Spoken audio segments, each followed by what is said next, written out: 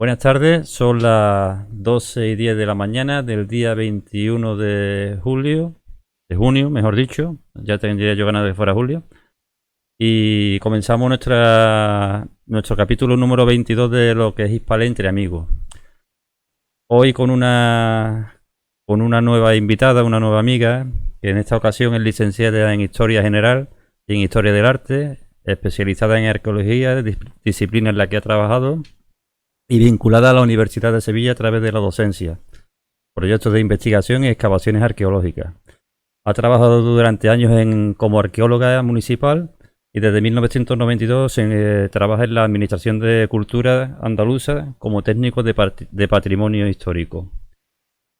Con nosotros hoy tenemos ni más ni menos que a Esther Núñez, pariente de León. Esther, muy buenas tardes. Hola Paco, buenas tardes, buenos días. Esto es como el que he tenido un déjà vu, porque esto yo creo que ya lo hemos hecho anteriormente, pero tuvimos unos problemillas y hemos tenido que volver a hacerlo, ¿verdad?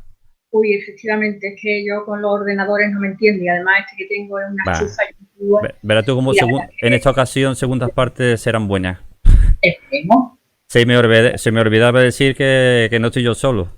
Del grupo Hispal tenemos concretamente en esta ocasión a Maite Medina, tenemos a Juan Manuel Cruz, que está ahí muy gracioso él, con cara de rosita, y a Francisca Álvarez, aquí, ¿vale? Y bueno, y el que os habla, que soy yo, Francisco Carabajo.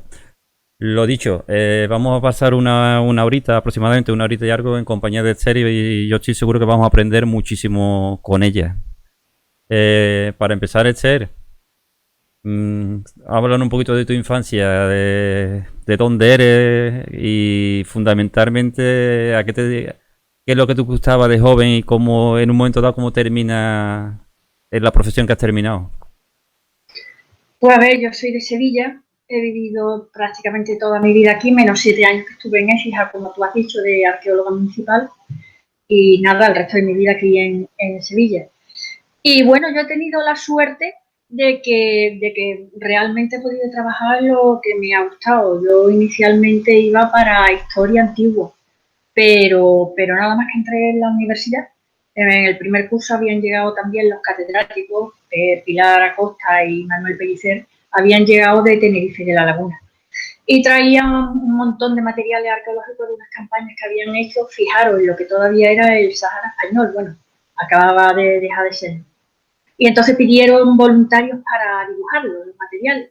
A mí más o menos el dibujo se me daba bien, me presenté voluntaria y empecé ya a tocar los materiales arqueológicos. Y desde ese mismo momento dejé la historia antigua, dejé la histología, que era lo que yo pensaba dedicarme, y me dediqué ya de plena a lo que es la arqueología, que en definitiva es historia antigua más el análisis, el estudio de los objetos, de los elementos reales, físicos. Y bueno, pues he tenido la suerte que toda mi vida me he dedicado a ello. Esther, Sí. como arqueóloga, ¿en qué lugar te gustaría hacer una excavación? Hombre, pues yo no, verá, yo sé que lo más fácil es decir, no, pues me gustaría irme a ruinas mayas o a Egipto, a tantas cosas, pero yo reconozco que aquí hay mucha arqueología, me refiero aquí en España, en Andalucía, ahí hay muchos yacimientos interesantísimos, o sea que de verdad que para mí sería muy, muy difícil el elegir un sitio. Creo que le hemos perdido la imagen, ¿no? Yo veo perfectamente a todos. Pues nos ha desaparecido tu imagen. Ay, vaya que sí. Pues no he hecho nada, yo No has prometo que tocado nada, ¿no? nada. Bueno, si se me oye, Ahora ha tampoco, vuelto tu imagen. tampoco la imagen significa mucho, la verdad. Venga.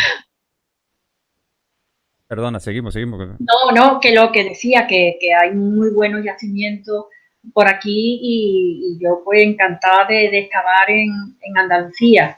De hecho, he tenido la suerte de excavar en yacimientos magníficos, como fue, por ejemplo, el Cerro de las Balas, en el término municipal de Écija, que era una necrópolis ibera tardía, y allí hubo mucha fortuna porque encontré una escultura de un toro, el único que hasta ahora es el único ibérico que está contextualizado en una necrópolis, y en fin, muchos materiales muy interesantes.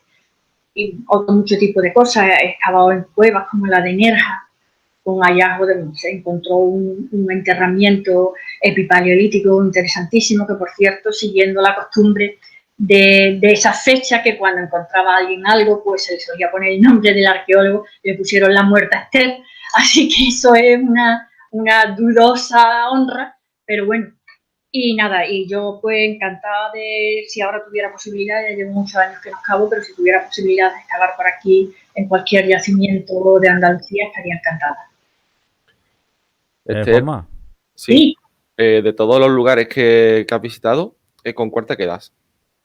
Eso sí que es difícil, eso sí que es difícil. Yo tengo que decir que uno de mis, no lo puedo calificar de afición, es realmente una pasión. Desde pequeñita es viajar.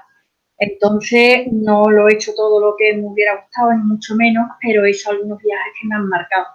Yo no sé con cuál me quedaría, porque realmente casi cualquier sitio que visitas, pues te aporta muchas cosas que aprender, ves muchas cosas nuevas, pero yo creo que quizá el que me haya resultado más impactante sea Mongolia, porque es un sistema de vida no por lo que haya que ver allí, porque realmente no es un país en el que haya grandes monumentos, yo de arqueología tampoco tengo grandes cosas, paisajísticamente es muy bonito, pero tampoco son esos paisajes impactantes a lo mejor del Cáucaso o de Altai, pero sin embargo la forma de vida y todo allí es tan diferente que a mí realmente hubo un antes y un después de Mongolia.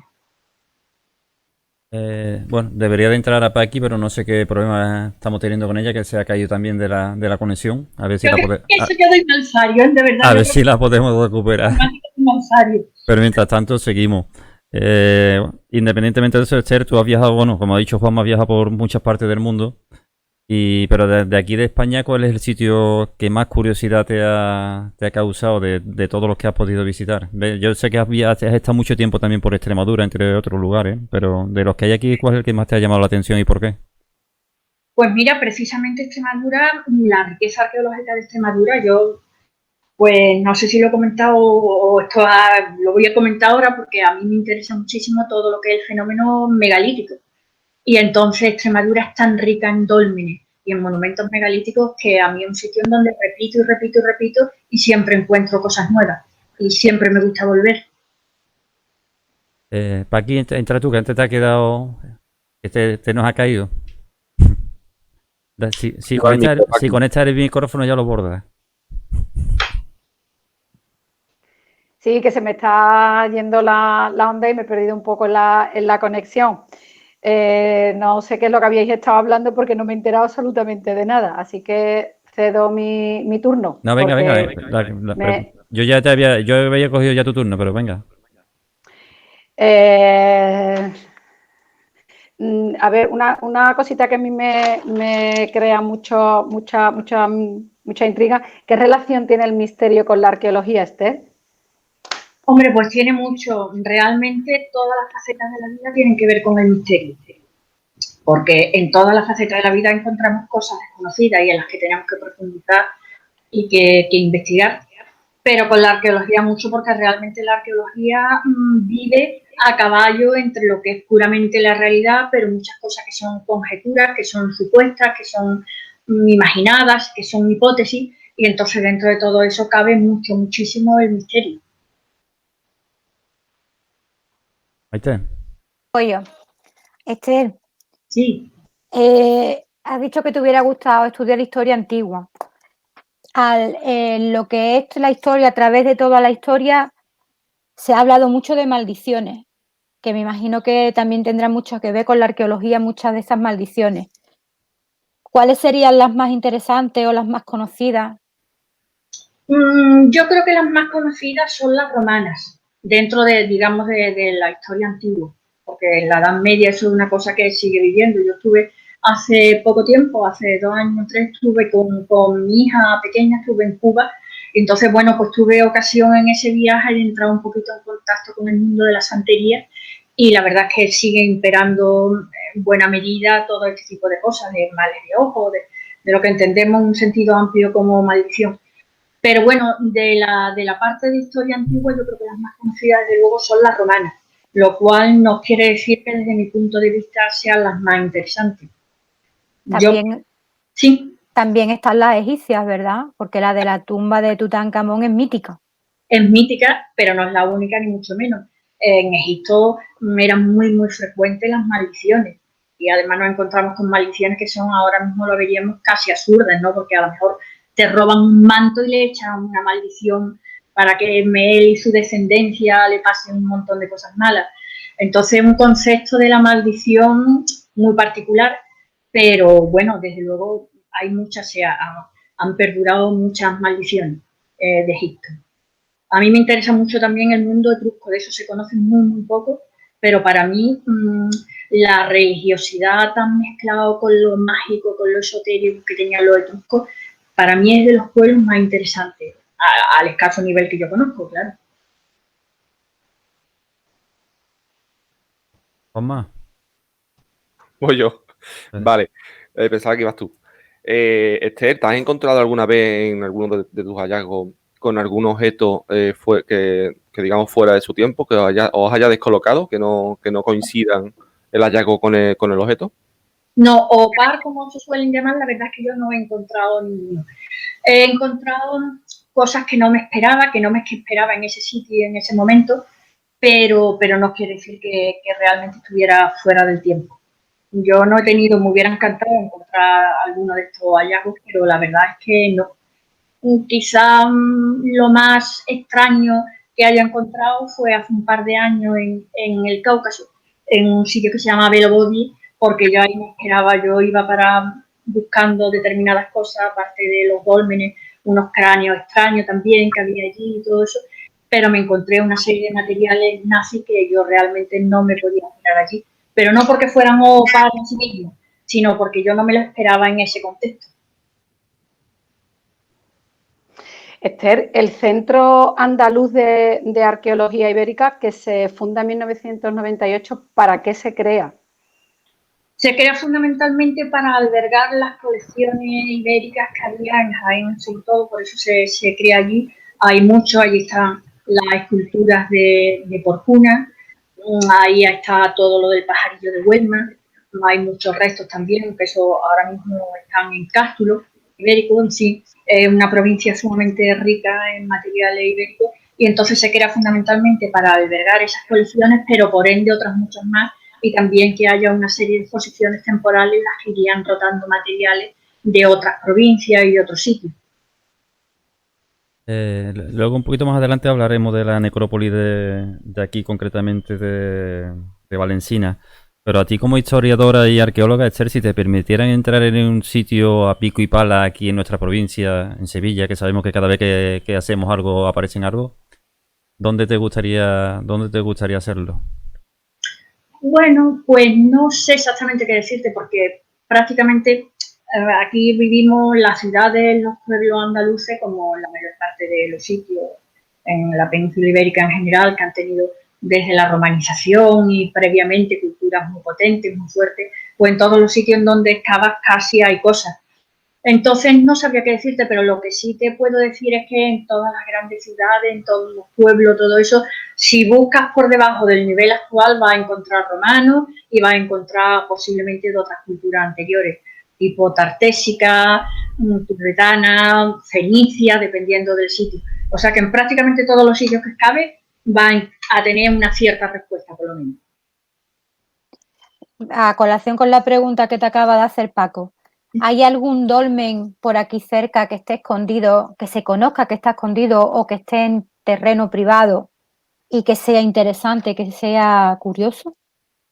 Hombre, escondidos, pues tiene que haber, desde luego, con seguridad, toda la zona de Valencina, Castilleja, todo eso, pues tiene que haber muchos más dólmenes. Ahí, por ejemplo, llegando a Castilleja, pues había un dolmen que ese se perdió, ese se destruyó. Y luego otro también en una zona en la que se hizo una urbanización de nueva planta, también se perdió y los restos que quedan están debajo. Y en la propia Valencina hay un dolmen que se llama el Dontivero, que eso prácticamente nadie lo conoce, contrariamente a lo que pasa con el de Matarrubilla o la Pastora, el Dontivero, y ese está en una propiedad privada, está sin terminar de excavar, y la parte de la cámara está debajo de una piscina en esa propiedad privada. O sea que sí que hay cantidad de yacimientos y de sitios que o todavía no se han descubierto o todavía no se han excavado. A ver, para los amigos que nos escuchen, que nos vean y no sepan lo que es un dolmen, explícanos qué es un dolmen y para qué se utilizaba. Pues bueno, los dólmenes, aquí hay una especie de perversión del término, ¿no? Porque en realidad se suele pensar en dolmen como todo el fenómeno megalítico y sin embargo hay unas tipologías muy variadas de monumentos, ¿no? Tenemos desde el simple menhir, que es la piedra hincada vertical, el cronlesch, que son una serie de menhires hincados verticalmente formando como una forma de más o menos circular, y luego están los dólmenes, que los dólmenes a su vez no son de un solo tipo. El dolmen es la clásica casita hecha de carta, o sea, unas piedras verticales y una cobija encima tapando la cámara. Pero luego hay otras muchas variedades, hay con corredor, hay tumbadas con varias cámaras, hay tolos. La mayor parte de lo que nosotros llamamos dólmenes son tolos, en realidad es un corredor y luego una cámara tendente circular, una varias cámaras, que se cierra con una falsa cúpula, por aproximación de hileras de piedra o en otros casos que son hechos ya con otros materiales más efímeros. Pero bueno, todas esas cosas entran generalmente en el nombre de dolmen. Esther, ¿y qué les lleva a esa civilización a elegir ese terreno en concreto o esa ubicación? Pues sobre eso se ha discutido mucho. Se ha discutido mucho para los dólmenes, se ha discutido mucho para los petroglifos, para las pinturas rupestres. Realmente, y por más que como arqueóloga pues duele el tener que reconocer eso, pero realmente se nos van a quedar muchas interrogantes que jamás vamos a descubrir. Se hipotetiza pues porque haya una confluencia de elementos geológicos, de agua, de ríos, que puedan tener no solamente una trascendencia física para los moradores de la zona, que haya buenas posibilidades para tener alguna aldea próxima a las cuales se haga la necrópolis megalítica, pero también por cuestiones astronómicas. Actualmente se habla mucho de la astronomía, la arqueoastronomía, o por cuestiones mágicas a las que nosotros nunca vamos a poder ni siquiera arrimarnos a su pensamiento. Hay una variabilidad muy grande. ¿Y dentro del dolmen podemos sentir una energía especial? Eso es lo que se supone. Las personas sensitivas, desde luego, dicen que la encuentran. Yo, mi experiencia personal, y he excavado en un montón de tumbas colectivas, de dólmenes, he investigado mucho por mi parte y también profesional, laboralmente, pero en los dólmenes en particular no he encontrado así una energía positiva, solamente en un sitio, que fue en Altai, en un sitio que realmente es que parece que te nutres de energía. O sea, yo ni creo que sea sensitiva, ni tampoco me aproximo a todas estas cosas con una mentalidad científica porque es mi trabajo, ¿no? Entonces me cuesta mucho trabajo aceptar todo este tipo de cosas que no se puedan ver desde un punto de vista práctico. Pero bueno, allí yo sí que he notado, me ha parecido apreciar unos campos de energía positivos. A mí, de todas maneras, me pasó una cosa hace poco tiempo en la cueva de Viera, en Antequera, porque íbamos con una persona, bueno, yo no sé si decir los nombres o no, como no le he consultado, si les gusta o no les gusta, voy a omitir nombres. Entonces íbamos con una excursión de temas de esto de misterio, arqueología y misterio, y entonces al llegar a la cueva de Viera, pues está la llamada cueva de Viera, que es un tolo, pues esta persona dijo que ahí notaba una energía y unas vibraciones y unas cosas. Y entonces yo les comenté lo que me había pasado a mí hace muchos años. Pues esa parte todavía realmente no se había excavado íntegramente, quedaban cosas que no sabía en la necrópolis megalítica de Temenga, de Antequera, había cosas que todavía no se habían investigado. Entonces yo estaba en primero de carrera y fui con los catedráticos porque se iba a hacer una planimetría sobre aquello. Y entonces, pues, yo, como había dicho al principio, me dedicaba a dibujar en el departamento de prehistoria y arqueología paralelamente a que estudiaba la carrera de historia. Y entonces, pues, me llevaron para que yo hiciera los planos. Y entonces, aunque no lo parezca, pero yo era muy delgadilla y muy ágil.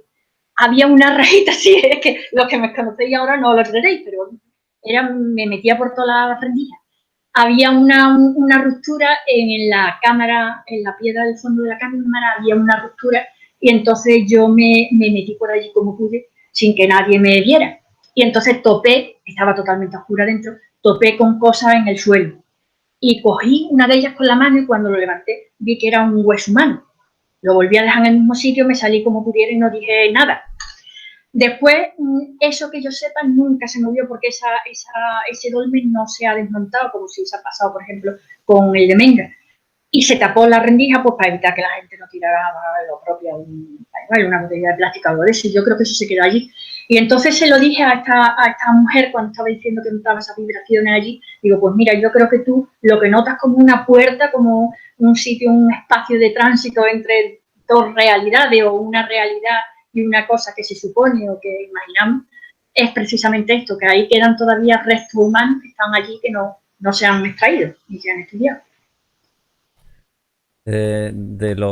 Concretamente de los dólmenes que yo te hablaba antes, de los dólmenes de aquí de Valencina, quizás los más conocidos sean los de la Pastora Matadorilla. Cada uno tiene su impronta, digamos, uno por la colocación, por la entrada diferente que tiene, el otro por el ara que tiene al final pero hay dos que son, de uno nos has hablado ya, que es el de Ontivero, pero últimamente se ha descubierto el de Montelirio también, donde se aprecian una serie de personas, creo que eran mujeres, en un estado especial. ¿Nos puedes hablar un poquito de él? Y si la has podido visitar tú por tu trabajo, Esther. Porque yo estoy harto de ir a buscarlo y la verdad que no he logrado encontrarlo y creo que lo tienen. Bueno, sé dónde está, la ubicación sé dónde está, pero no, creo que no es visitable, ¿no? No se puede ver, eso está tapado. Ahora os explico si queréis el porqué. Yo ese tema lo llevé directamente, de hecho todas por el trabajo que tenía entonces. Yo me he llevado 20 años trabajando en Servicios Centrales de Cultura, en la Dirección General de Bienes Culturales. Y en ese caso concreto, pues fui la inspectora de la excavación. Entonces, todas las semanas como mínimo tenía que ir y fui viendo, lógicamente, todos los avances de la excavación y conociendo todo al minuto, vamos, en tiempo real.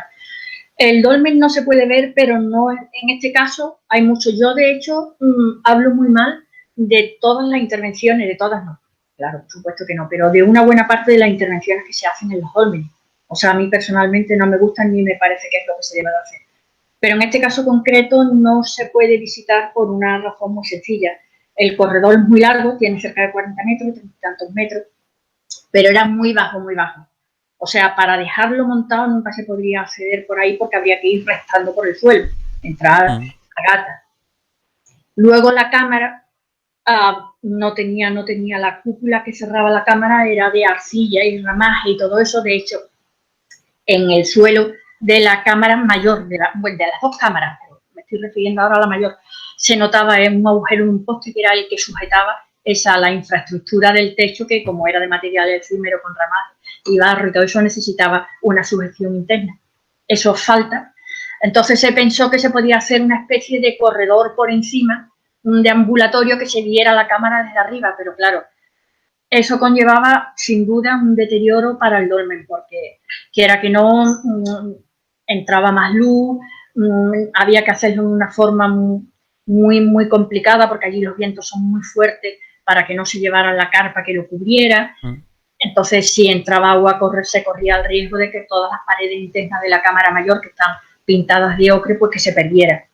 Además, los enterramientos, que es lo que le ha caracterizado a este dolmen y que le ha hecho una maravilla, para mí una maravilla mundial, vamos, pues hubo que extraerlos lógicamente, así como los materiales que tenían.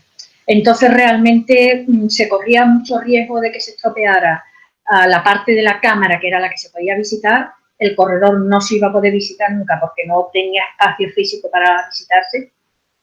Y entonces se optó por dejarlo todas las piedras numeradas, montadas, limpias, perfectamente preparadas, eso, pues se dejaron todas tapadas y se volvieron a tapar.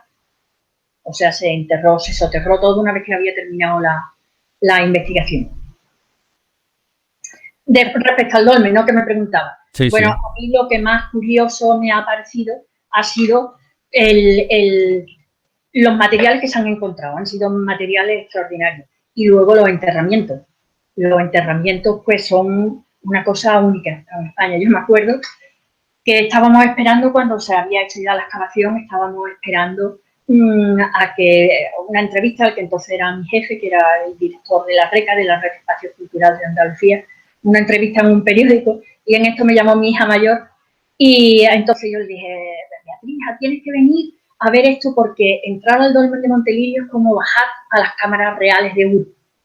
Yo se lo dije como una comparación así, pero el periodista lo cogió y luego salió en el periódico. Bueno, pues te quiero decir que es que eso era impactante. Estaba cubierto, pero con una luz muy baja para que no deteriorara los pigmentos que había allí y tal. Entonces iba bajando y llegaba, entraba a la cámara, todas las paredes, las lajas de la cámara estaban todas pintadas casi hasta arriba de almagre, y luego en el suelo te encontraba, en torno a unos materiales cerámicos, y eso te encontraba todos los esqueletos revestidos de cuentas, de nácar, de ámbar, de concha, brillando. Y entonces eso era una cosa realmente que te impactaba, ¿no? Yo creo que leí, corrígeme si me equivoco, que el motivo de la muerte era porque habían ingerido mercurio o algo de eso, ¿en serio? ¿Por las mismas pigmentaciones que se ponían? Se supone que sí, y se supone que fue un envenenamiento. Yo desde luego creo que eso fue un envenenamiento queriendo. Podía ser que al utilizar para pintarse la almagra, poco a poco, pues si él hubiera ido entrando en el cuerpo y al final le hubiera causado la muerte. Pero dado que todos los enterramientos son de fecha, no se puede decir que sea del mismo día, del mismo momento, pero sí en fecha, en un periodo de tiempo muy corto, que prácticamente es el mismo periodo de tiempo, pues desde luego eso me parece que es porque hayan ingerido el veneno, no porque haya sido una cosa paulatina por impregnación a través de la piel. Entonces yo desde luego creo que era algo ritual, un sacrificio ritual del tipo que quiera que sea. Además, estas eran todas mujeres, porque en la cámara había dos enterramientos, los restos de enterramiento, y uno se sabía que era un hombre, el otro se quedó en la duda. Yo no sé, porque todavía creo que están analizando en el Instituto Max Planck, que es tan famoso ahora mismo, que hace todos los estudios de ADN, pues están todavía estudiando, buscando el genoma y todas estas cosas. Pero en principio lo que se pensó es que eran, por lo menos uno de ellos era un hombre seguro y luego todos los demás mujeres. Entonces, evidentemente, eso ya no era una cosa casual, eso era una cosa premeditada. Además, estaban situadas en el suelo en posiciones que tampoco eran naturales. Entonces, yo creo desde luego que fue un envenenamiento ritual por las circunstancias que quiera que sea.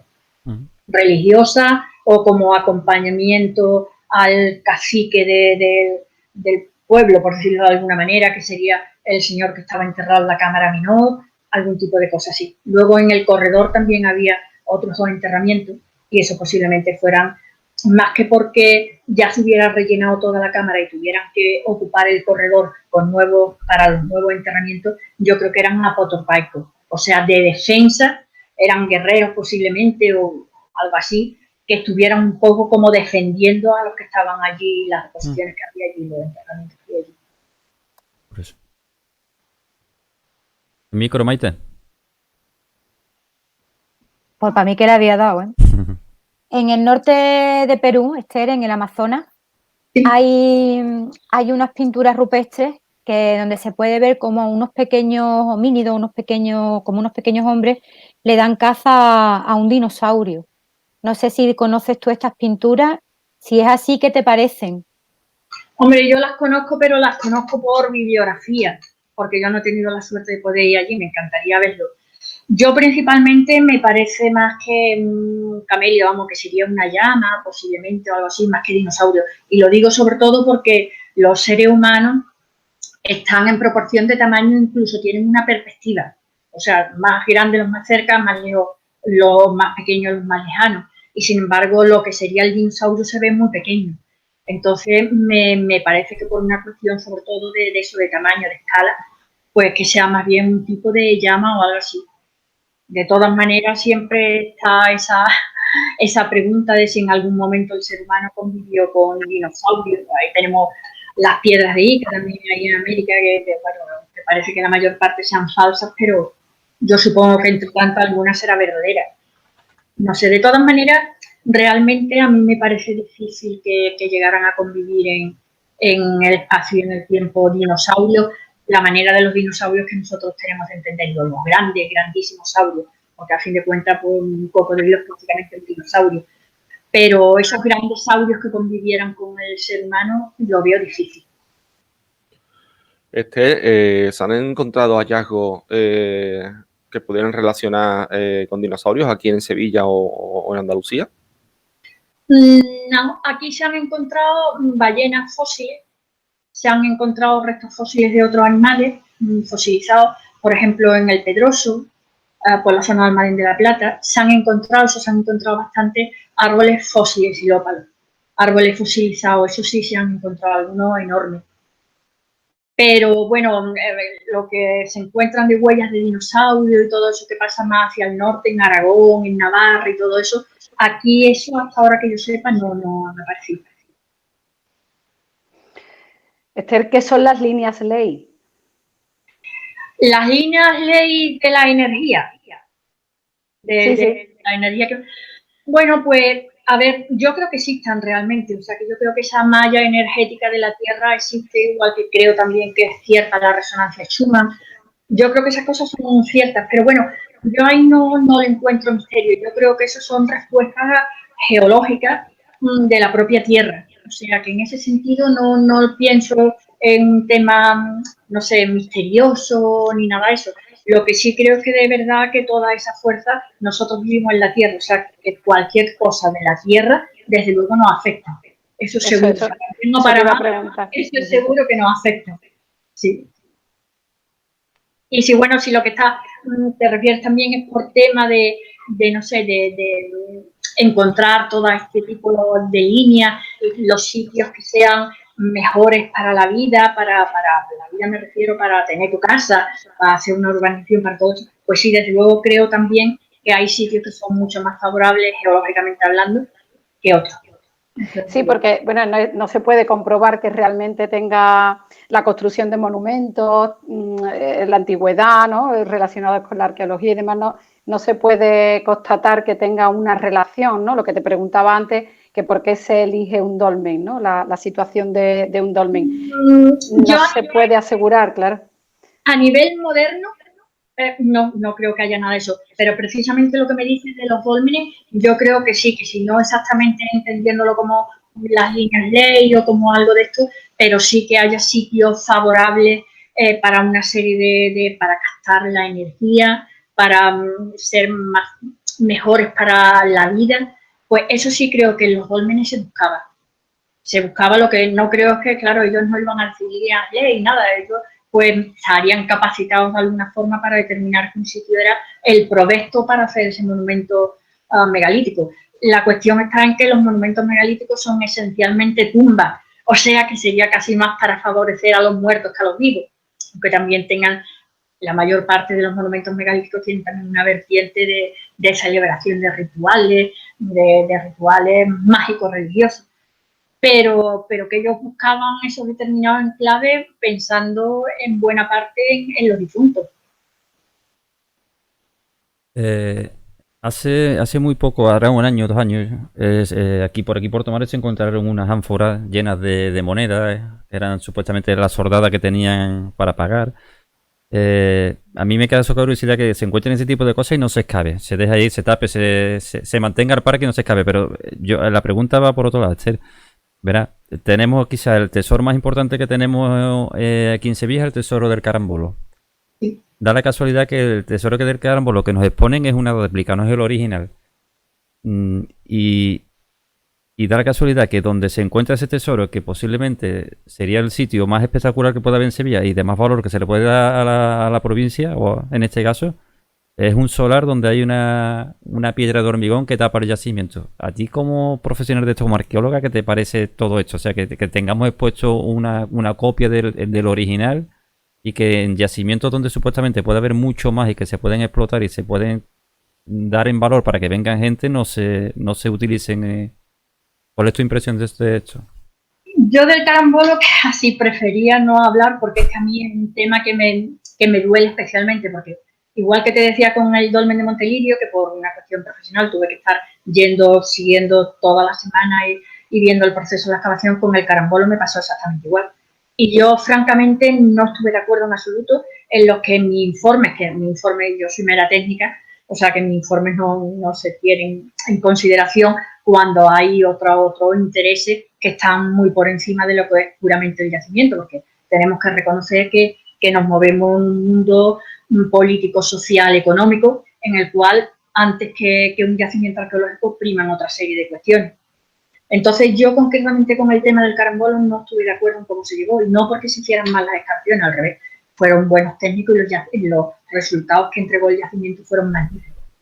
Pero yo creo que ahí había que haber actuado de otra manera. Ahí se suponía que no iba a haber nada, porque ya en las excavaciones, cuando se excavó el tesoro y todo eso, pues que ya se había agotado el yacimiento, lo cual es absurdo pensarlo, porque un yacimiento cuesta mucho trabajo agotarlo en su totalidad. Un yacimiento potente como este, me refiero. Entonces yo creo que ahí lo que había que haber hecho habría sido hacer unas excavaciones para ver si había un sustrato arqueológico importante o no. Y una vez que se descubrió que sí, que ahí había un yacimiento pletórico de hallazgo para recoger, pues que había que haber dejado las excavaciones y haber dicho aquí no se construye. Y cuando haya posibilidades para que lo que se excave se pueda consolidar, se pueda conservar, se pueda musealizar, pues entonces se haga. Y mientras tanto, pues no se hace y se deja tapado, pero sin que se construya encima para que no se destruya. Pero ahí nadie se atrevió a tomar la determinación, se fue excavando. Al final se quedaron un montón de restos exhumados, restos de adobe que son de una dificultad grande para conservarlos. Tampoco nadie se atrevía a tomar la determinación de qué hacer, qué no hacer, si tapar, si decirle al propietario. Ahí hubo una marea de fondo grande con el propietario, tampoco voy a decir su nombre ni nada de esto, pero porque él quería construir un hotel, se podía haber construido acercándose más al reborde del Aljarafe, pero el reborde del Aljarafe está protegido por las normas urbanísticas y medioambientales. Total, que ahí era un poco de callejón sin salida. Entonces yo, sinceramente, creo que se excavó más de la cuenta, que cuando se vio que había potencia arqueológica, había que haber dicho simplemente aquí no se excava más, y cuando haya los medios y los materiales como para que esto no solamente se investigue, que es fundamental investigar, pero también que se conserve y se lo podamos transmitir a las generaciones venideras, entonces es la hora de acometer la excavación extensiva. Entonces a mí eso me duele especialmente porque se quedó mucho tiempo el yacimiento abierto. Bueno, yo he ido allí a dar vueltas de inspección y he visto pasando motos de trials por encima de los muros del yacimiento más emblemático de Sevilla. Tengo fotografías de las huellas de las motos pasando por allí. Entonces, ¿Y el por qué no exponer el tesoro original? Esther, ¿por qué motivo poner una copia? Eso es otra cosa que no entiendo. Eso es por medida de seguridad, ¿no? Seguridad. Yo eso no lo veo mal. Vale. Yo eso no lo veo mal. Porque a fin de cuentas los museos, todos lo sabemos que están muy deficitarios de personal y de medios, y entonces tener ahí el tesoro expuesto es un riesgo grande. Esther, antes han dicho que viajaste al Cáucaso. Sí. ¿Qué misterio encierra la arqueología de aquel lugar? ¿Qué tiene de especial? Pues todo lo que os podáis imaginar, todo. Yo he ido 2 veces al Cáucaso, porque me gustó tanto el primer año que luego volví en otra ocasión, vamos, al año siguiente. Y la verdad es que ahí hay una riqueza arqueológica y misteriosa enorme. De un punta a punta te encuentras cosas curiosas, desde el propio Mar de Azov, que ya es un sitio curioso, que a veces se tiñe el agua de rojo, aunque eso se sepa que sean por una alga y tal, pero es un fenómeno extraño. Los volcanes de barro que emergen del propio mar. Luego enseguida te encuentras Fanagoria. Fanagoria es una ciudad griega interesantísima. Ahora se la ha comido el mar la mayor parte, pero se han hecho muchas excavaciones. Bueno, pues todo eso está relacionado con la leyenda de Jasón, los argonautas. De hecho, en Sochi, la capital de Abjasia, pues era donde se vio todas las circunstancias estas de la Maga Medea. Entonces, toda esa zona importantísima. Los dólmenes del Cáucaso, para mí, yo que me he movido desde Normandía hasta el final, hasta el lado más oriental del Cáucaso, buscando dólmenes, son los que más me extrañan. De todos los que he visto, son los que más me extrañan. Imaginaros que esos dólmenes tienen una abertura muy pequeña, es un círculo. Se supone que eso es un elemento motivo o ritual, porque a las deposiciones de los cadáveres se tenía que hacer por arriba antes de terminar el dolmen y luego taparlo y cubrirlo con la colina de tierra que siempre cubre los dolmenes. Pero es que hay algunos dolmenes que están excavados en la roca, solamente tienen en una roca, en una piedra grande está excavado, con una abertura que tiene 30-35 centímetros de altura. ¿Cómo podían horadar el interior de esa piedra? Es que algo que a mí no me cabe en la cabeza. Es un misterio. Hay unas leyendas muy antiguas, no me acuerdo ahora mismo cuál es el autor que compila todas las leyendas de carácter etnológico y antropológico de esa zona, desde la más remota antigüedad. Y entonces, bueno, pues la explicación que le daban a la Edad Media a esos dólmenes es que había dos razas humanas en tiempos muy, muy antiguos. Una era de gigantes y otra era de enanos. Y entonces, aunque se llevaban muy mal y se insultaban uno a otro, se sacaban los defectos uno a otro, es una cosa hasta graciosa, ¿no? Como está relatado. Pero al final, cuando hubo una invasión, pues la raza de gigantes protegieron a los enanos y entonces le hicieron esas casitas. Y ellos eran los que habitaban esas casitas porque ellos sí podían entrar y salir por esos huecos tan pequeños. O sea que fijaros, ¿no? Hasta qué punto ya desde hace tantos siglos y se le intenta dar una explicación a eso y realmente todavía no tenemos esa explicación. Esther, ¿de qué época datan los dólmenes? ¿Entre qué periodos se encuentran? Bueno, varían mucho. Están desde el Neolítico hasta bueno, ya de una forma, digamos, más degenerada hasta la Edad del Hierro, porque si me cuenta el tesoro de Atreo y todo eso, pues son tolos. O sea, que la misma forma, un corredor, una falsa cúpula, y luego el túmulo que lo cierra por arriba todo con tierra, pues eso se está dando hasta hace periodos ya prácticamente históricos. Pero bueno, los dólmenes que habitualmente, el megalitismo que habitualmente trabajamos como tal, o lo entendemos como tal, pues será aquí en Andalucía los más antiguos que tenemos posiblemente sea el de Menga, que se tiene más de 6.000 años. Luego, por ejemplo, el de Matarrubilla es de los más próximos, ese no llega a los 4.000 años. Entonces los dólmenes más o menos se extienden en ese periodo. Es una cosa que tuvo una previvencia muy larga y se estuvieron utilizando durante miles de años. Y en los dólmenes imagino que, bueno, encontraréis una serie de objetos que serán comunes para todos, ¿no? Bueno, con alguna diferencia, pero hay objetos que se encuentran, como lo que estabas comentando, ¿no? Que te llamaba mucho la atención lo particular de los dólmenes del Cáucaso. ¿Qué objetos podemos encontrar diferentes, pues, por ejemplo, entre los dólmenes de aquí de España con los dólmenes del Cáucaso? Los del Cáucaso son casos especiales, que eso no se parecen a nada a ninguno, porque sobre todo algunos que son circulares, con una especie de sillares muy bien redondeados, los grabados que tienen algunos de ellos, que eso sí, eso la verdad es que en toda Europa es frecuente en el calcolítico, los dibujos en cisá y todo eso. Pero bueno, los caucásicos son bastante diferentes por esta cuestión de la abertura tan pequeña y tal.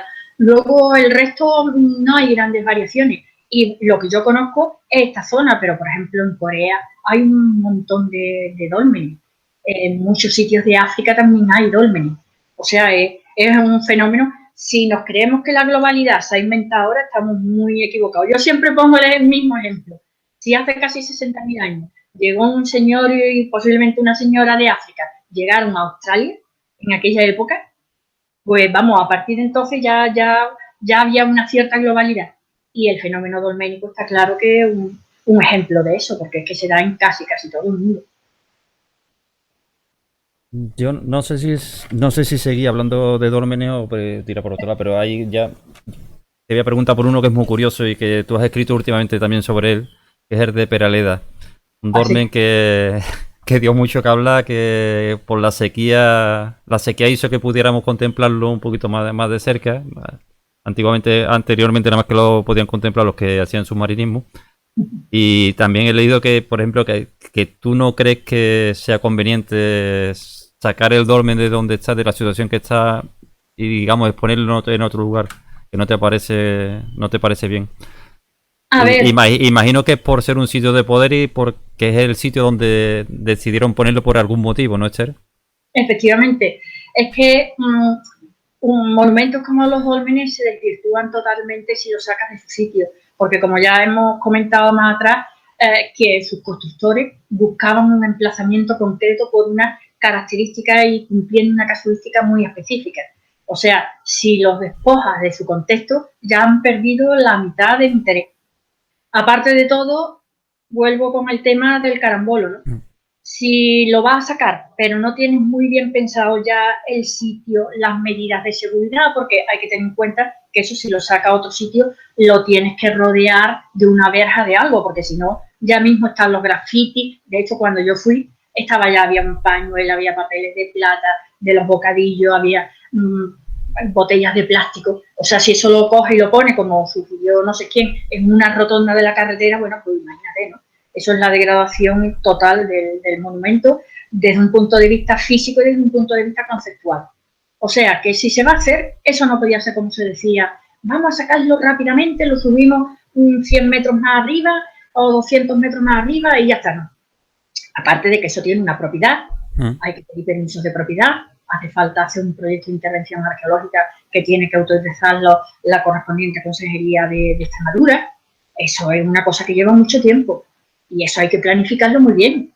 Ahora, si después de 3 años pensando dónde lo puede llevar, las medidas que va a haber, el dinero que va a haber para la conservación, para el mantenimiento, para que ya que lo saca sea una cosa que lo pueda visitar la gente, o sea, que tenga un horario, porque claro, si eso se pone al uso público, tienes que arbitrar unos caminos que pasen por fincas privadas. Es que esas cosas que de hecho decir, no, lo sacamos y lo ponemos más arriba, no. Aparte que si lo sacas, ya todo lo que está en el subsuelo, que todavía quede en el subsuelo, se pierde. Entonces sí que se pierde. De hecho, cuando lo excavó Obermayr, creo que eso fue un tema que para el artículo no lo pude decir con seguridad, porque no lo pude constatar fehacientemente, pero Obermayr sacó allí unos enterramientos y como en ese momento no se sabía qué hacer con eso, los volvió a dejar en el mismo sitio. Bueno, pues ahora mismo no se le podría hacer el ADN porque se la habría perdido por el agua, pero sí que podrían hacer muchos estudios morfométricos de los restos esqueléticos y todo eso. Bueno, todas esas cosas, si las sacas, se pierden. En el yacimiento, lógicamente, aunque digan que se ha excavado, volvemos a lo mismo, aunque digan que se ha excavado totalmente, no se ha excavado totalmente, siempre quedan restos. O sea que eso hay que pensarlo muy bien. Yo no digo que no se saque, pero digo que si no se saca, teniéndolo todo bien planteado, todo bien previsto, que el dolmen va a estar bien, va a estar protegido física y legalmente, que se le va a poder dar un uso público, todas esas cosas, es mejor dejarlo, tomarse las cosas con tranquilidad y cuando se hayan resuelto esas cosas, pues entonces. ¿Actualmente sigue visible Esther o está ya sumergido?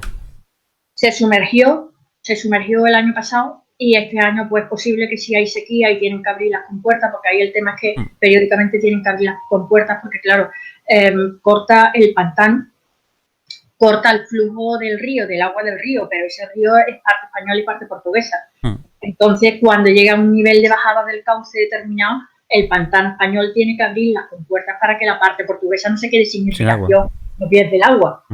Entonces, dependiendo que haya sequía o no, que supongo que sí, que la habrá, porque lamentablemente en España ya va siendo la sequía, van siendo endémicas, pues se volverá a ver otra vez posiblemente. Yo me voy a ir ahora a Barbate, al Cortijo de Casma.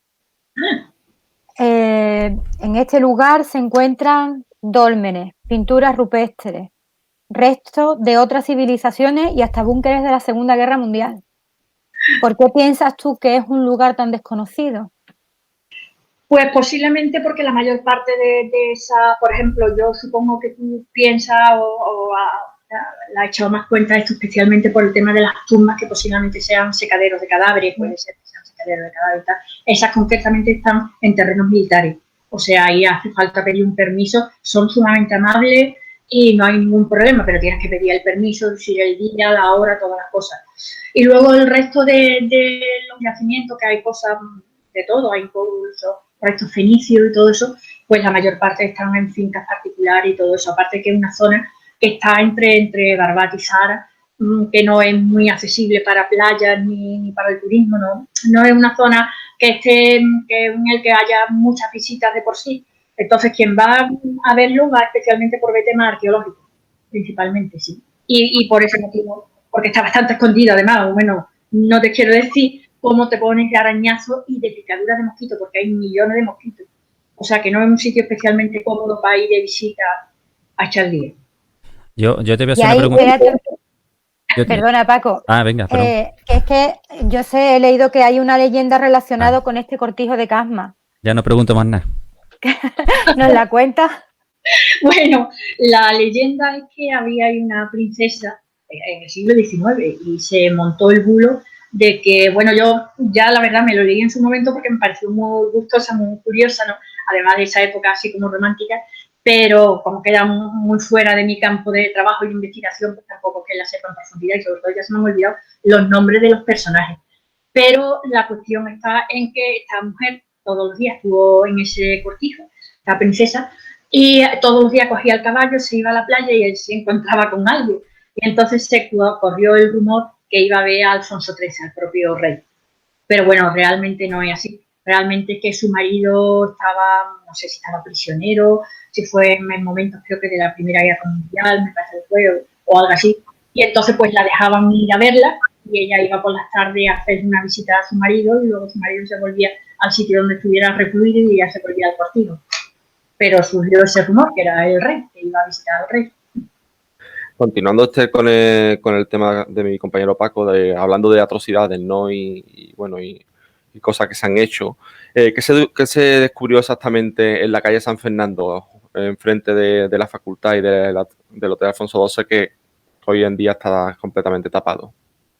Sí, se pensó durante mucho tiempo, se estuvo pensando que se iba a dejar visto y tal, pero claro, eso significaba que prácticamente no tuviera tránsito público la calle San Fernando. Y al final se tapó como tantas cosas. Ahí había murallas, había necrópolis, en toda la zona que está cerca bueno, esto ahora os lo comento antes de que se me pase. No se suele saber que debajo del Palacio de San Telmo hay una importante necrópolis romana y el resto romano. Eso es una cosa bastante poco conocida, pero es así. Descúbrelo. Sí, la zona esta del Hotel Cristina hizo aparecieron bastante enterramientos romanos, en la zona de la calle San Fernando también. Y lo que os comentaba, que la zona que actualmente es el aparcamiento del Palacio de San Telmo, eso estaba ocupado por una necrópolis romana. Incluso apareció un mausoleo. Yo ahí esa fue otra de las excavaciones que me tocó 6 horas y entonces estuve yendo también continuamente y tal, y apareció un mausoleo, entre comillas, cutrecillo, porque era de mármol, tenía los sarcófagos de mármol dentro, pero vamos, que no era ninguna cosa, no sé, no era la tumba de Silla Metela ni nada de eso, pero bueno, había un mausoleo romano y eso es una cosa prácticamente desconocida en Sevilla. Esther, estabas comentando la pregunta que te había hecho Maite referente a Barbate, que se habían encontrado muchos objetos en fincas particulares. Eso es otro problema con el que os encontráis, ¿no? Con los expolios, con el expolio de los lugares. Es tremendo. La verdad es que eso hace muchísimo daño a la arqueología. No solamente por los materiales que se recuperan y luego se ven en el mercado negro y van a parar donde sea, a eso se le pierde la pista, sino porque se destruye todo el contexto. Entonces, hay materiales que per se tienen un gran interés, pero la inmensa mayoría tienen un interés histórico-arqueológico en su contexto. Si lo despojas de eso, sin haber hecho una investigación arqueológica, sin documentar restos para acecharlo, si estaban poblando una necrópolis en elementos aislados, es que pierde todo el valor histórico. O sea, ese objeto ya no es susceptible de traducirse en conocimiento histórico, ya es solamente el objeto en sí mismo. Entonces, lo de los expoliadores es una plaga terrible, vamos. Afortunadamente se están tomando cada vez más medidas y hay cada vez más una normativa más desarrollada y todo eso para que no se pueda expoliar así a la era del yacimiento arqueológico. Bueno, como verás antes, nosotros somos muy de leyendas. Yo me creía que a Maite se le había olvidado preguntarte por la leyenda de la dama, pero no. Pero hay otra leyenda que a mí también me causa mucha curiosidad y está muy cerquita de aquí, en el condado de Landévalo, en Huelva, a la orilla del Odiel. Hay una ermita, Santa María de España, y otra leyenda muy curiosa que también has escrito hace muy poquito sobre ella, del último de visigodo. Sí. ¿Podría estar allí o tiene algo que ver o el epitafio ese que tienen allí puesto? A ver, poder podría estar, porque realmente con don Rodrigo no se sabe lo que pasó. Pues la verdad, yo el Guadalete, pues se supone que murió, encontraron su caballo muerto, pero nadie sabe. Cada vez se cree más que salió herido, pero vivo de allí. Se piensa que pueda estar enterrado en Portugal, que pueda estar en Ciudad Rodrigo, que lleva el nombre de Ciudad Rodrigo por él también. Pero esa es otra posibilidad y yo no es que lo crea, sinceramente no lo creo, que sería, bueno, ya no sé, un poco de casualidad, ¿no? Pero que tampoco es del todo Descabellado, ¿no? una aberración pensando. Hombre, lo del pilar sí puede ser un poquito descabellado, ¿no? Que lo tengas metido en un pilar, ¿no? Embalsamado, ¿no? En el Pilar es descabellado porque además ya se hicieron unos sondeos electromagnéticos desde la delegación de Huelva y allí es verdad que aparecieron unas cosas, pero que no podía ser el esqueleto. Es que estas cosas de los descubrimientos de esqueletos, de gente importante, de personajes conocidos, pues siempre lleva, como tú dices, detrás una leyenda, ¿no? Entonces, en el Pilar en sí mismo no, pero quien dice el Pilar, la verdad, porque además los pilares que hay ahora mismo no son de la época, tienen ya hecho muchas transformaciones, pero que pudiera estar detrás de un muro en el suelo, eso sí que podría ser, porque realmente hay una cosa de lógica, y es que don Rodrigo, tal como iba herido, con un séquito que llevaría mínimo, serían muy pocas personas, no iba a tirar en dirección a Toledo por las rutas conocidas, en donde lo podían coger inmediatamente. Entonces es fácil que fuera por la zona de la Sierra de Huelva y todo eso, y fuera un poco trocheando por caminos muy desconocidos. En ese sentido, pudo ser que llegara allí, llegara allí, que muriera allí, que lo enterraran allí. Me gusta mucho esa palabra que has dicho ahora de trocheando. Trocheando, ¿verdad? Muy de campo. Lo que es cierto es que la verdad es que entre Bea y todo eso está muy desarrollado el nombre de Rodrigo, que tampoco es de lo más frecuente, no es un nombre, sí. pero el nombre que más ponen. Entonces, de alguna manera ha influido la leyenda. Además, hay un libro, no sé si habéis estado ya, no. Hay un libro que creo que es de 1600 poco, en donde ya se lo pone. Está abierto en una vitrina dentro de lo que es la ermita de Nuestra Señora de España. Está abierto y lo pone. Y aquí ya hacen los restos de don Rodrigo, tal y cual. O sea que, como mínimo, es una cosa que viene ya de muchos siglos atrás, de varios siglos atrás. Lo tengo apuntado para visitarlo en breve, ya te digo, porque lo leí en uno de tus artículos concretamente y lo tengo preparado para visitarlo. Hay un puente precioso que dicen que es romano, es del siglo XVIII, y luego hay una ruta de senderismo a lo largo de molinos, unos molinos magníficos. A mí me interesa mucho el patrimonio industrial, yo soy una enamorada del patrimonio industrial, y hay unas minas abandonadas también. Hay un sitio en donde dice que pasan unos fenómenos extraños. A mí me lo contó, arriba del camino hay un chiringuito que ponen, ya hablando de cosas así más prosaicas, ponen un bocadillo de tortilla campera, que son los más ricos que yo he probado. Yo creo que te avisaremos para ir contigo, que tengamos una buena guía. Bueno, gracias. Pues ahí abajo, ya cerca del camino, hay unos ramos de flores, son de unos jóvenes que murieron, los pobres. Bueno, pues el señor del chiringuito me dijo que ahí por la noche, desde luego, no baja nadie. Cuando alguien haciendo un picnic o algo que ha estado por allí, pasa de noche, que no pasa, que se lleva un susto porque dicen que hay un montón de fenómenos extraños. Así que tiene un poco de todo. Tú has viajado a la República de Altái. Sí. Allí se encontraron 3 momias y una de ellas parece ser que pertenecía a una chamana. También es la dama de Ukok. Sí. ¿Qué tiene de particular esta momia? ¿Qué misterio rodea esta momia? Pues mira, a mí lo que más me sorprende es que está muy bien estudiada, porque, vamos, lo que me hizo que me acercara más a investigar sobre este tema, porque hay mucha documentación de la que tirar, porque normalmente estos hallazgos, pues la verdad que pasan bastante desapercibidos y tal, y entonces, pues es que tú intentas investigar, pero es que no puedes, es chocarse contra una pared. Pero en este caso, Natalia Polismaca estuvo estudiando y hizo su tesis doctoral sobre este tema y además ganó un premio, y entonces está muy bien investigada. Y entonces, bueno, pues se sabe mucho de esta pobre mujer que debió de ser muy desgraciada, porque la verdad es que tuvo de muy joven, debió de ser adolescente, casi niña, tuvo una enfermedad ósea, osteomielitis, y ya eso lo dejó mal.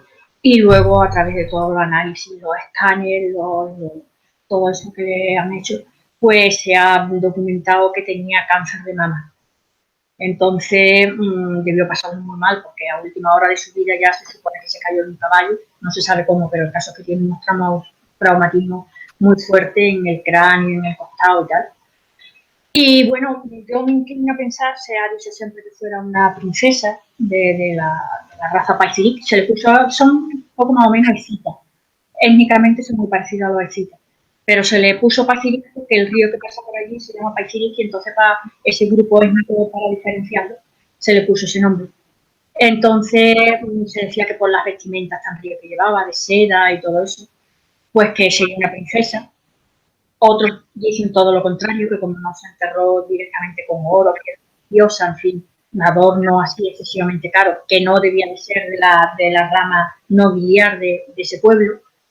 De todas maneras, la verdad es que estar vestida con una falda y con un tocado de pluma, la falda era de seda de muchos colores en esa época, vamos, que todavía la ruta de la seda no estaba en vigor.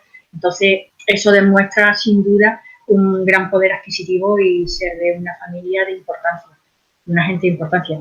Yo, por el hecho de estar enterrada sola, a pesar de ser una tumba realmente rica, en ese caso, en ese sentido se podría decir que principesca, porque además hay 5 caballos sacrificados y enterrados al lado de ella. Está enterrada con unos estuches con maquillaje, una bolsita con cannabis. Pues, a pesar de que desde luego podía ser perfectamente en ese sentido, podía cumplir un poco los parámetros de que se considerara princesa o noble, pero yo me inclino a pensar en que fuera una chamana por eso, porque se enterró sin ningún acompañamiento ni femenino ni masculino. Parece ser por el análisis que hicieron que era virgen. Y posiblemente el cannabis, bueno, podía ser que lo utilizara para quitarse los dolores, que tuvo que pasar unos dolores muy fuertes antes de morir, pero también puede ser perfectamente que como eso ya se han visto en muchísimos casos de chamanes. Por cierto, la palabra chamán altaica, es de origen altaico, aunque se utiliza y se aplica mucho para todos estos brujos americanos y todo eso, pero es una palabra altaica. Y entonces, bueno, pues puede ser muy fácil que utilizara esta sustancia alucinógena para entrar en un estado alterado de conciencia. Los tatuajes también son muy curiosos. Se ha pensado mucho que los tatuajes son señas identificativas, como una especie de, digamos, de identidad que te dicen eres de tal familia, de tal tribu, de tal. Pero yo creo que esa profusión de tatuaje y tan característico, yo creo que también estaban vinculados a una función litúrgica o mágica.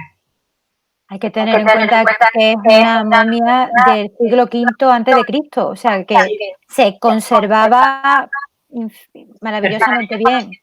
Sí, se conservaba muy bien. Lamentablemente cuando las trajeron, porque la tumba, el kurgán, la tumba circular en la que estaba enterrada dentro de un tronco hueco de árbol, dibujado con unos dibujos preciosos, pues nada más que la enterraron, pues la primera nevada que cayó se convirtió en hielo, en permafrost, y entonces ya ha permanecido en ese microclima hasta que la excavaron.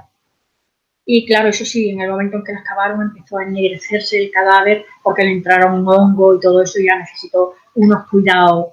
De hecho, lo estudiaron mientras que estuvo en Novosibirsk, que a donde se la llevaron para los estudios, la estuvieron tratando los mismos científicos que tratan la momia de Lenin. Y que sí. Dime. No, y que ahora después, porque después de todo el tema este de Lenin y todo eso, ya la verdad es que era muy costoso mantener una agencia especializada en tratamiento de momias.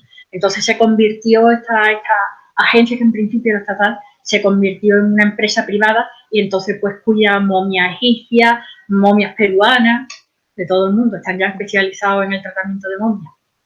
Hay también leído también que a raíz de negarse a devolver donde estudiaban a esta momia, se negaban a devolverla a la República de Altai, que era de donde pertenecía, ¿no? Y a raíz de esto empezaron a ocurrir fenómenos extraños, tipo terremotos, catástrofes, varias anomalías, ¿no? Y que además de todo esto así natural, empezaron también a pasar cosas a niveles personales de las personas. ¿Qué pasó? ¿Es como otra maldición? Pues sí, se habla de la maldición de la momia de Ukok, de la dama de Ukok, la dama del hielo. Pues sí, hubo una serie de contingencias de tipo política y cambiaron a toda la cúpula cultural de la universidad y todo eso de las principales ciudades, ¿no?, que estaban implicados, ¿no?, que estaban implicados en todo esto. Pero aparte de todo, a un ministro se negaba rotundamente a que volviera y primero le cogió un temblor de tierra muy fuerte. Realmente el temblor de tierra pasó en la zona de Ukok, en donde apareció la momia, o sea, tenía el epicentro ahí. No, si veis que estaba a más de 1000 kilómetros, pero lo sintió muy fuerte. Pero bueno, este hombre siguió indemne. Se mantuvo en que no se devolvía porque no era el momento de devolverse y tuvo un accidente de coche.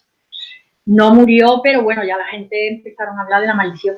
Y además en las tribus actuales, las etnias actuales que viven en esa zona, pues la verdad es que le llamaban a la momia Candín, que significa maga y hechicera.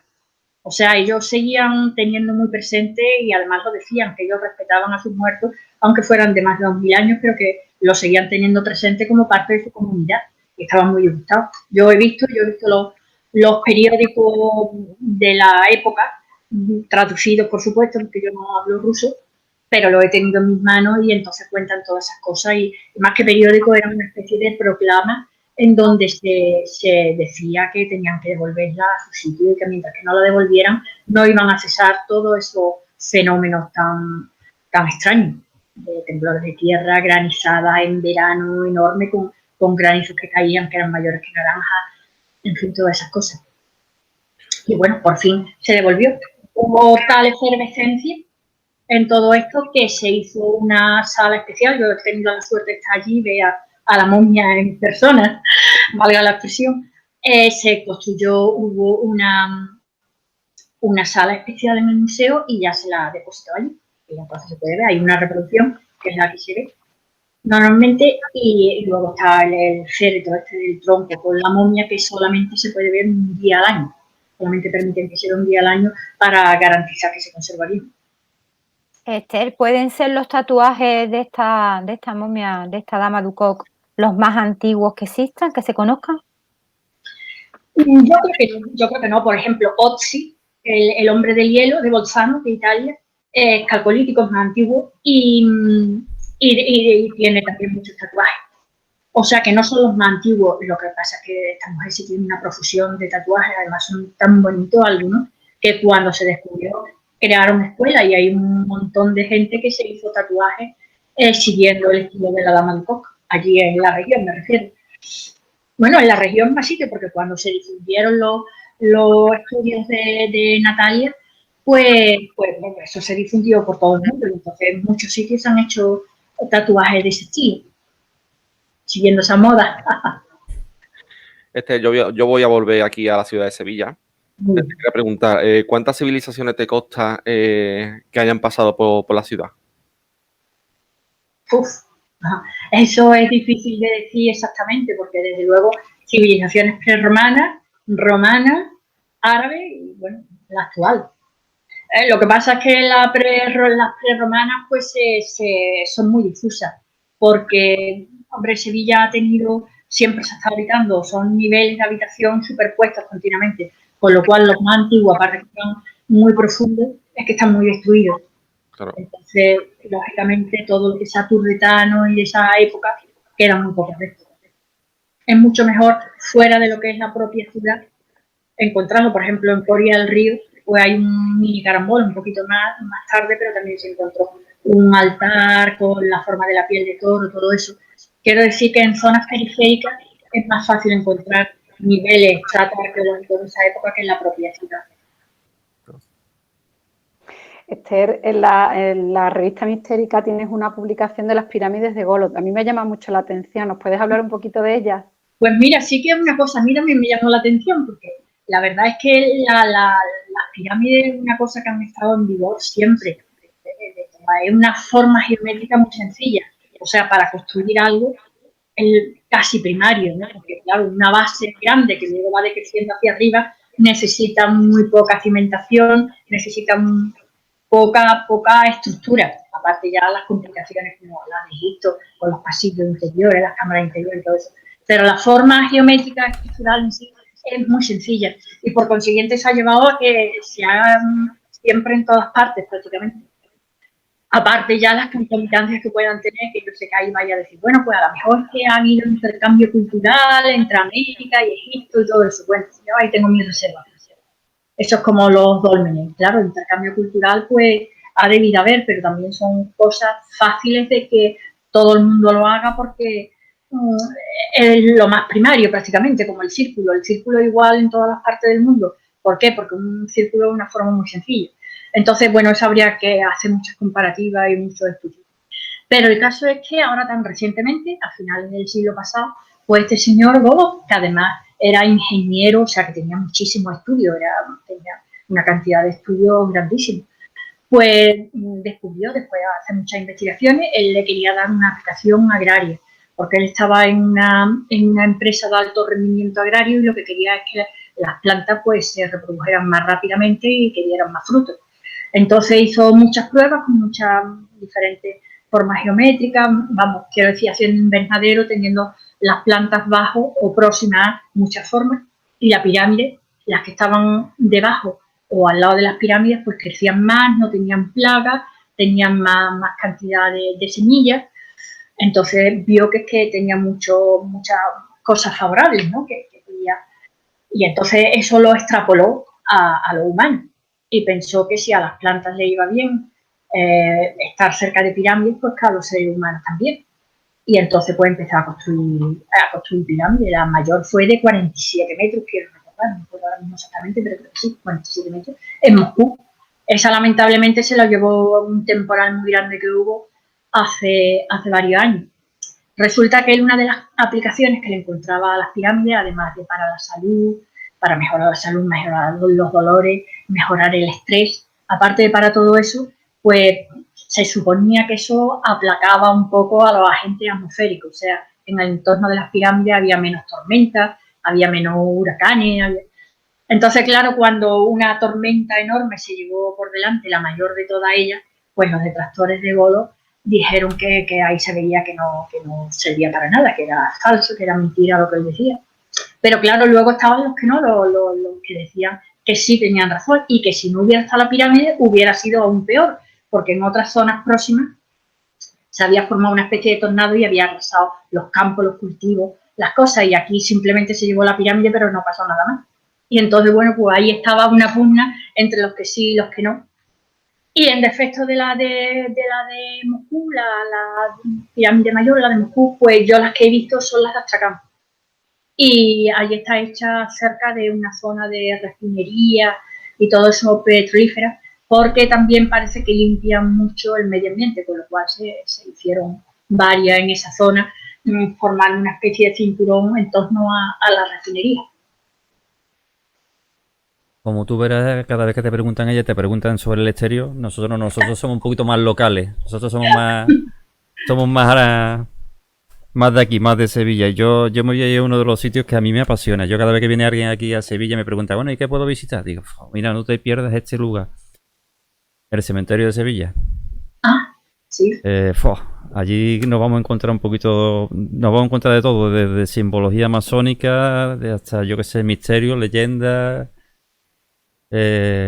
Todo. ¿Con qué te quedarías, Esther? Si tú tuvieras que hacer una ruta por el cementerio de Sevilla, ¿con qué te quedarías? Bueno, a mí me parece un sitio muy bonito. Hay mucha gente que le tiene mucho repelú a los cementerios.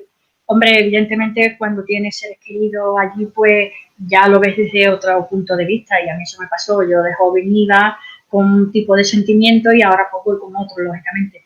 Pero el sitio en sí me parece realmente bonito porque tiene una avenida, hay unas tumbas que son obras de arte. Y entonces, bueno, pues yo destacar, a mí me llamó mucho la atención, además eso me da una pena especial, el cementerio de los niños, de los neonatos y los niños pequeños.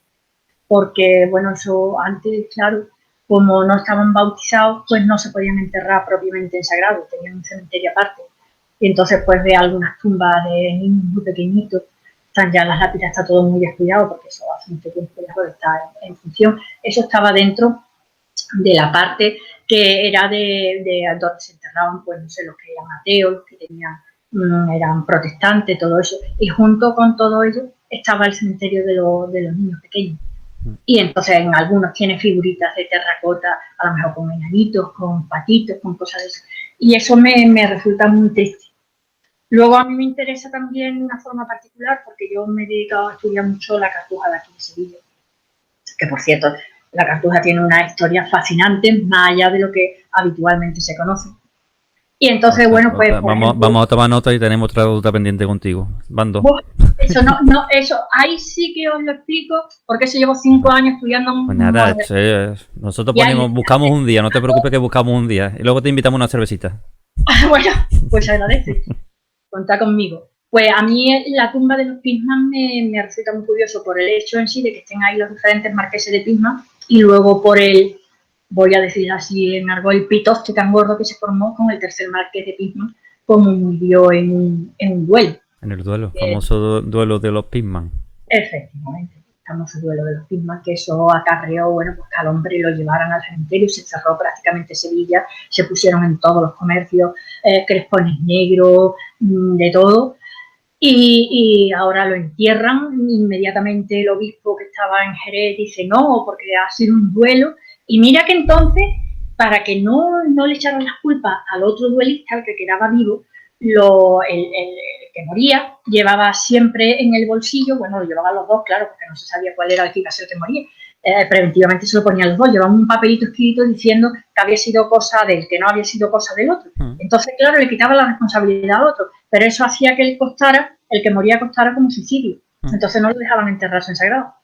Entonces, nada, el obispo que estaba en Jerez dijo, no, aquí no es un suicida, hay que sacarlo. Lo sacaron, unas peleas en la calle grandísimas, luego lo volvieron a llevar. En fin, que eso tiene una carga historicista tremenda, ¿no? En esos momentos de la Sevilla de esa época, pues es que fue una auténtica algo totalmente subversivo y algo que llevó casi a un estado de sitio, ¿eh? En Sevilla, es que fue muy fuerte, vamos. El Cristo, eso sí, yo el Cristo de las Mieles me encanta, es precioso.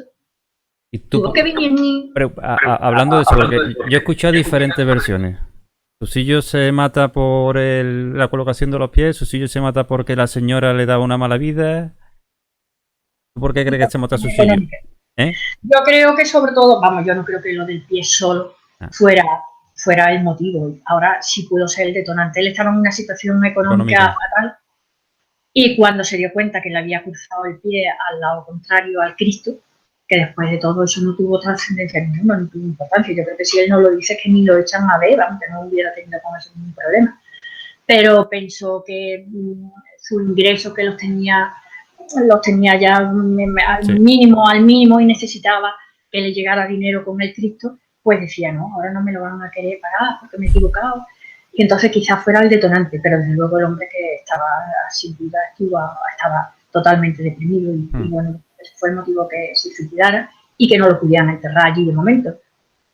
Luego ya se llevó en una urna, llevaron su hueso y está justamente debajo del Cristo, en la peana de piedra del Cristo están sus restos. Aunque yo creo que la tumba más famosa de allí sigue siendo la del famoso Cristo del Cachorro, la que más visita a la gente, la de Aníbal González. La de Aníbal González. Bueno, hay quien dice que la imagen que está dentro es el cachorro de el cachorro que más dicen, pero no. No creo, no lo sé.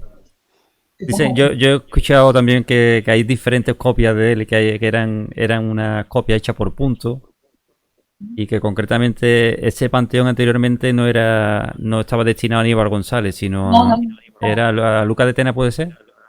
Creo que sí. Éramos amigos suyos, que no me acuerdo ahora mismo a quién estaba destinado concretamente. Y se lo cedió y este era muy devoto del cachorro, decidieron meterle allí esa copia. Eso es lo que yo sé de la leyenda que circula por ahí, creo. Yo pienso lo mismo, yo no pienso que sea la auténtica. Luego a mí hay una tumba que me impresiona, me gusta sobremanera, que es la de Villegas Cordero, la del pintor. La mujer está con el vestido medieval. Vale, sí sé cuál es. De todas las tumbas del cementerio de Sevilla es la que más me gusta. Yo iba muy pequeña, desde muy pequeñita, acompañaba a mi padre y a mi tío, que ellos iban a ver la sepultura de su padre, y iba desde pequeñita y siempre me quedaba fijándome en esa mujer, porque con esos ropajes medievales es la mujer, representa a la mujer de un dus italiano, y la ropa que lleva. Y me gusta mucho. Luego tiene la paleta del pintor abajo para que sepa claramente la profesión del enterrado. Y me gusta muchísimo. Hablando de pintores, voy a irme a tu faceta como historiadora del arte. Según tu opinión, ¿cuál es el cuadro que guarda más mensajes ocultos? No sabría qué decirte, la verdad. Son muchos, ¿no? No sabría porque la verdad es que, no sé, casi siempre, los pintores, la obra importante, se sacan de la manga algo suyo muy personal que lo ocultan en la obra. O sea, que eso, pues, si hablamos de Leonardo, imagínate el cuadro este que está en, ay, ¿cómo se llama? No me acuerdo ahora, en Arcadia Ego, el que está en donde se supone que estaba la Magdalena, no me acuerdo ahora mismo el nombre de la ciudad esta francesa pequeñita. A mí se me llama mucho la atención también. Eso tiene, desde luego, tiene un mensaje oculto. El Greco también tenía muchos mensajes ocultos, aunque de él no se suele hablar, lo tenía. Velázquez, las meninas, se sabe que había un montón de esoterismo también. Entonces ahí no sabría qué decirte. A mí el cuadro este que está, el Dídimo de Jesús, o sea, el que sería un poco el mellizo de Jesús, que está San Juan y Jesús, pero que no se sabe si son dos Jesús. Ese me parece muy curioso, la Virgen de la Cueva. Eso me parece muy interesante. ¿Y maldito? ¿Hay algún cuadro maldito? Dicen que estos de los niños que lloran, ¿no? Recientes, nada creo. Sinceramente, yo no creo que una maliciosa esconda un cuadro, pero quién sabe, realmente sobre ese terreno no sabemos nada. O sea que también es un poco la carga de fe que tenga uno en eso, ¿no? Si uno cree que un cuadro tiene alguna maldición y que a uno le va a hacer un mal, pues es posible, igual que hay muchas medicinas que tienen un efecto puramente placebo, pues también es posible que haya una carga negativa por tu propia sugestión. Yo en estos terrenos es que nos movemos en campos tan desconocidos que es que realmente es muy difícil afirmar. Yo creo que lo que hay es que ser espectadores, observarlo, investigarlo y a partir de ahí ya se podrá dar un poco una idea. Pero en principio así no sabría qué decirte. Esther, una pregunta ya clásica en este programa. Un libro y una peli. Un libro.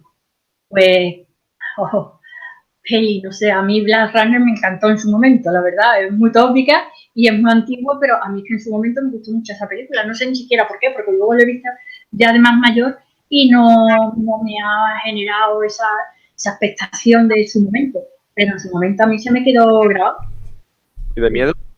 De miedo, yo las películas de miedo me gusta más el suspense que el miedo, porque el miedo ya es muy exagerado, pero bueno, te digo, el Nosferatu primero, que creo que fue de los años 20, a mí esa película me llama la atención, porque sobre todo en esa época, con tan escasos medios, una forma tan rudimentaria, y que sin embargo llega un momento en que te tiene ahí, a ver qué es lo que pasa, expectante, tenían una capacidad de proyectar lo que querían sobre el espectador en aquella época, porque eso es la carencia de prácticamente todo, en blanco y negro, sin hablar, sin una cosa a hacerlo ni ordenadores, ni nada como se hace ahora.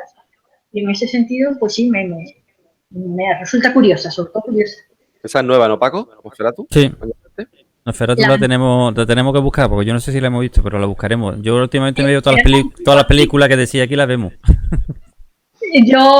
Yo te digo el Nosferatu primero que hubo, que yo no sé si fue de 1920 o 20 y poco, y que bueno, realmente lo que hace es transponer la novela de Drácula, pero lo hace con mucho arte para tan pocos medios. Esther, como arqueóloga, ¿qué momento es el más emocionante de tu carrera? ¿Con qué momento te quedas? ¿O con qué descubrimiento? Pues os voy a decir varios porque no podía sincoparlo todo en uno. La primera excavación que yo tuve fue el Cerro Macarena, aquí cerca de la Rinconada, cerca de Sevilla.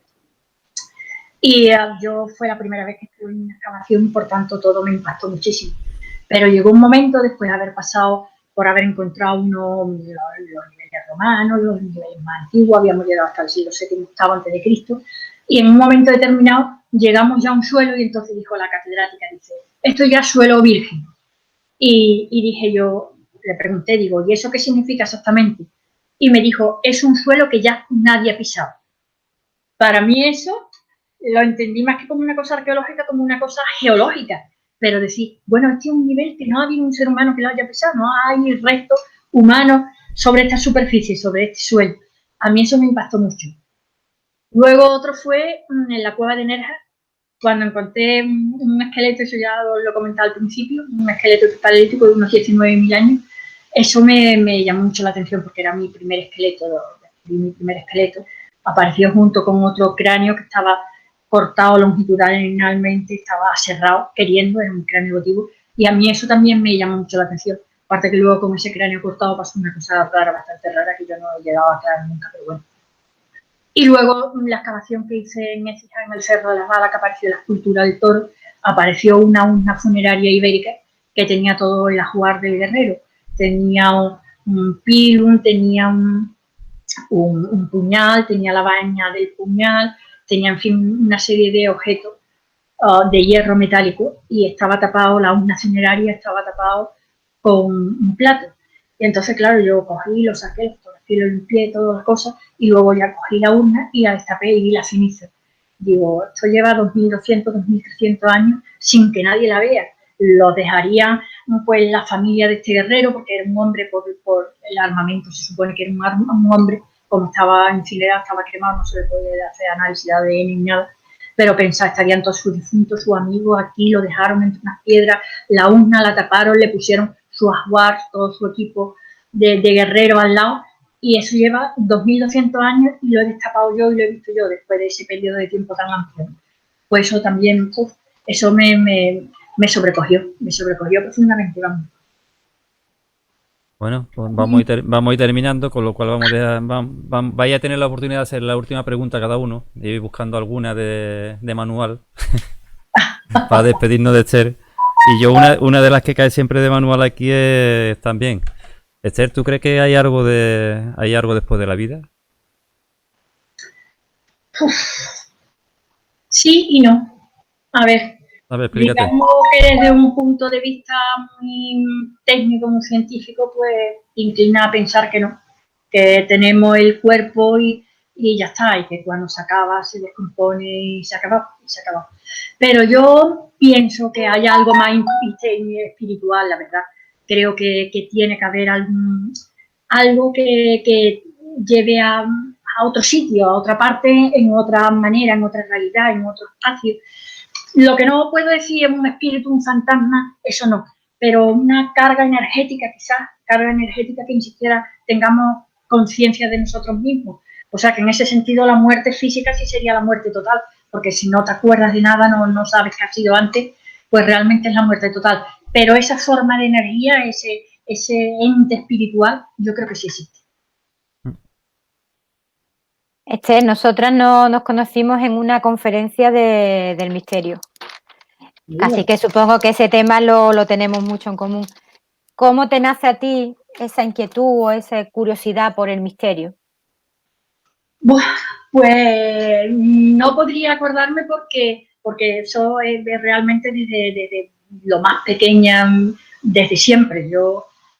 Mi padre era una persona que tenía, no digo aficionado, mucho más que aficionado, era un investigador, una persona con unos conocimientos en todo el campo de lo que fuera paranormal, esotérico, grandísimo. Era un amigo de Germán de Argumosa, carteaba con Jiménez del Oso, en fin, que es una persona. Lo que pasa es que él nunca quiso tener una dimensión pública, pero era sumamente experto, tenía miles y miles de libros compilados desde el espiritismo más antiguo de la época victoriana hasta las últimas cosas, hasta el momento que murió en el 98.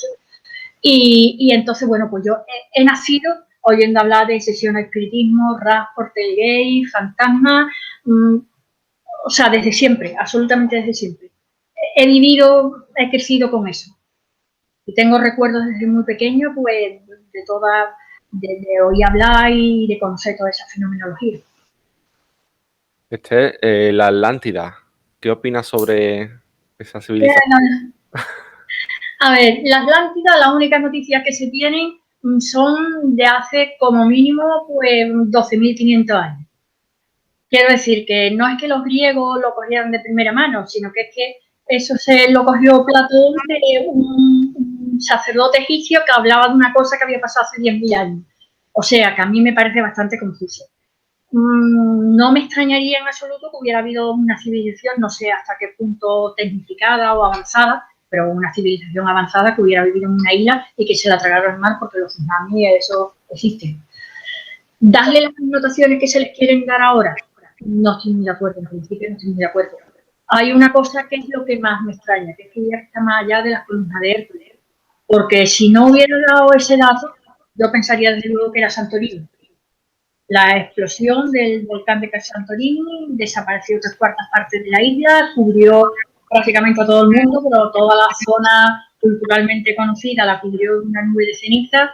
Entonces a mí me parece que tiene todas las papeletas para haber sido la Atlántida, porque por otra parte sabemos que había unas civilizaciones súper avanzadas, los minoicos estaban en Creta súper avanzados, y entonces pues el lineal A es prácticamente, aunque no se haya podido traducir, casi de las primeras escrituras, muy antigua, tiene un nivel tecnológico bastante desarrollado. Entonces, para mí, Santorini sería el sitio provecho para que hubiera sido ocupado por la Atlántida y que desapareciera por la explosión del volcán y los tsunamis correspondientes. Ahora bien, el hecho de que se diga que está más allá de las columnas de Hércules, pues ya eso, claro, te descoloca totalmente. Pero en principio, esas características que se les quieren dar ahora de una civilización tan megalo avanzada, pienso que no. Pienso que sería avanzada para su momento, pero no sé, de todas maneras que en esa época me choca mucho, pero bueno, hoy tenemos Göbekli Tepe, que es un monumento megalítico con una arquitectura desarrollada, un nivel de detalle, de escultura muy avanzado, y mira la edad que tiene, o sea que quién sabe lo que podamos descubrir todavía. Pues sí. Esther, ¿tenemos algunas minas de sal interesantes en España? Pues sí que hay minas de sal interesantes en España. Cerca de Córdoba hay una, no recuerdo ahora mismo el nombre, está muy cerca, está a 8 kilómetros de Córdoba o pocos kilómetros, no sé cuántos, no recuerdo. La Vela de la Sal se llama, creo que. Y esas son romanas. Y aquí en Andalucía, cerca de Ituqui, la ciudad romana de Ituqui, que es Prado del Rey, hay unas salinas que están todavía en explotación, son romanas. Yo además cuando voy por ahí haciendo la ruta de senderismo me traigo flor de sal, que es buenísima la sal y además me sienta mejor sabiendo que viene de un sustrato romano. Bueno, pues con esto vamos a terminar, Esther. Agradecerte como a todos los que han pasado por aquí tu atención, tu amabilidad por estar con nosotros. Ha sido un placer y gracias a vosotros. Gracias a ti hemos conocido un poquito más de lo que oculta nuestro subsuelo y de muchas zonas que no conocemos y que gracias a ti, a tu experiencia y a tus viajes nos has abierto los ojos. Y lo dicho, tenemos pendiente un par de gotitas contigo y luego nos tomaremos alguna cervecita. Agradecerte tu presencia con nosotros y nada, pues posiblemente más adelante volvamos a repetir esta experiencia porque yo creo que a todos se nos ha quedado de nuevo muchas cosas por preguntarte. Muchas gracias, muy amable. Además, muchos estaban por ahí pendientes. Muchas gracias. Muchas gracias, Esther. Muchas gracias. Muchas gracias, ha sido un placer, Esther. Lo mismo digo. Adiós. Adiós.